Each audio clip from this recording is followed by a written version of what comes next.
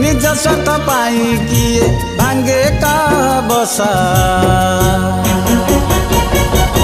स्वार्थ पर मनीषकु नहीं रे भरोसा स्वार्थ पर मनीषकु नहीं रे भरोसा स्वार्थ पर मनीषकु नहीं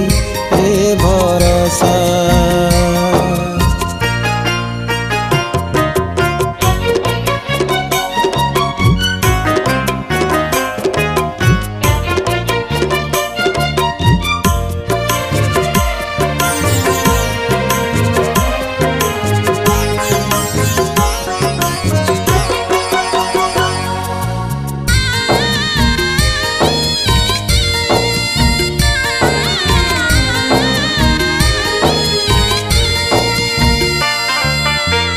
लाभ थी बजाए